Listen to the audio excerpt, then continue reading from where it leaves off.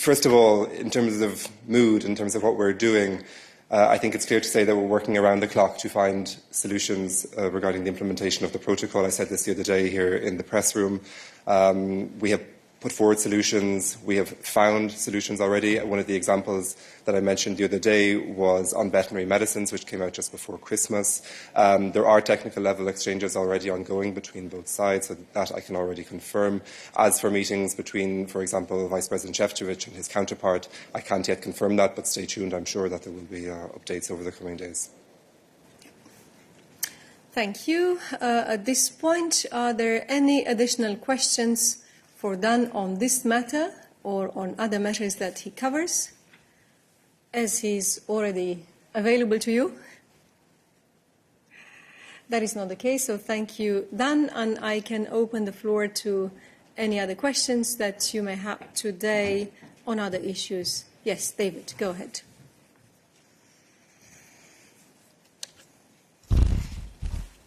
Yes, thank you. End of last year, I think, the last press conference, you said you might have some more, may be able to make a report on who was responsible for the two Nord Stream sabotage, and the investigation was going on. Do you have anything to say at this stage? Thank you so much, David. So that investigation, as you know, was carried out at the national level by the countries most directly concerned by that infrastructure. We have seen the reports that you have seen as well. We do not have anything specific to add at this point in time from our own perspective regarding those incidents.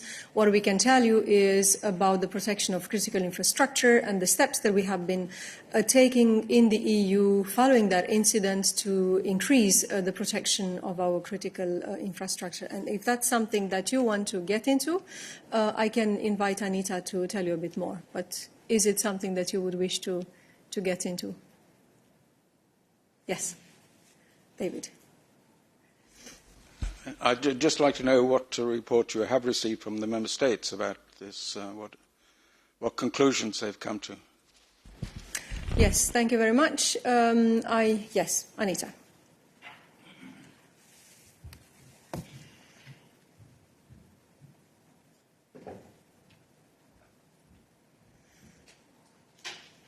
Thank you.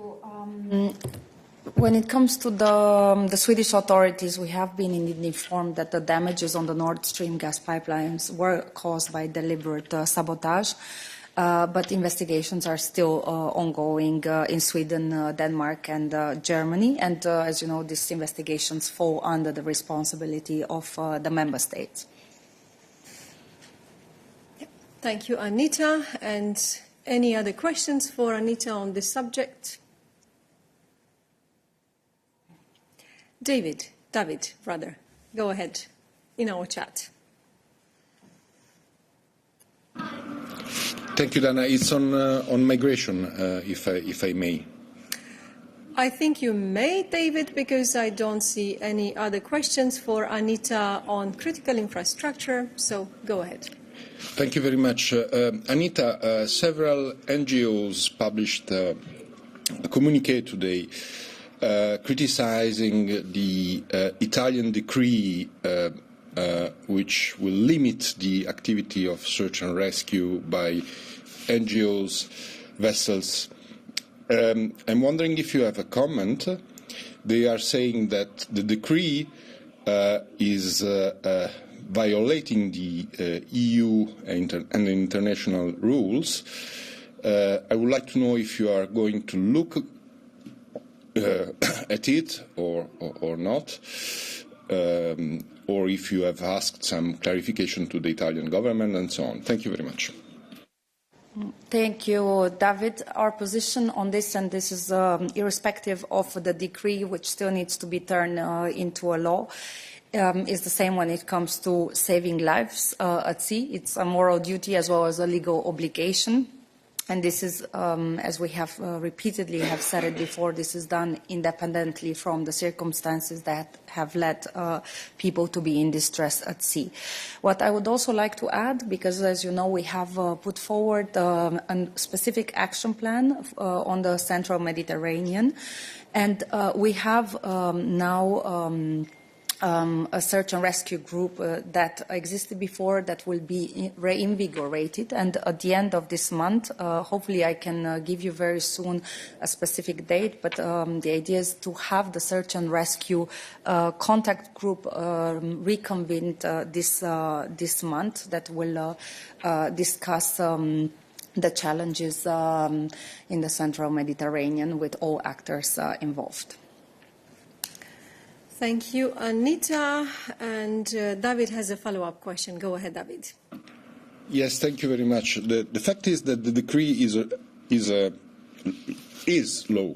The Parliament will vote on it, but the Italian government is already applying the rules foreseen by the decree. So it's already a law that it's applied in Italy. So I'm wondering why you are waiting. First of all, why you are waiting for the Parliament vote instead of looking at it right now, since it is applied by Italy. Second point, one of the rules adopted by the Italian government foreseen the obligation for NGOs vessel to conduct a sort of screening of people on board and asking them if they want to apply for asylum. Is it in line with the EU regulation? Thank you. Thank you, David. You know our rules on the request of asylum and on the right to have an effective access to it.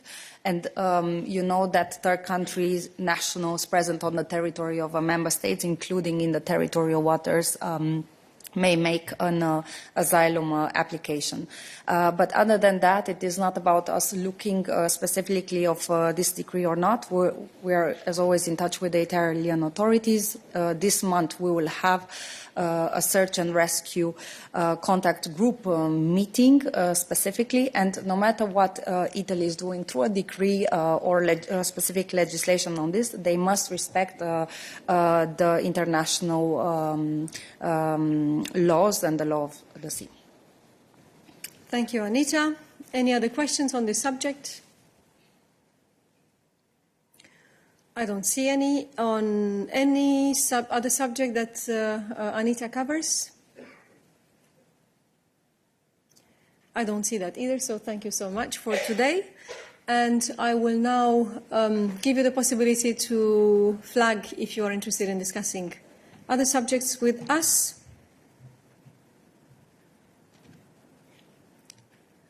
I don't see any hand up, so thank you so much. Have a good afternoon and see you tomorrow.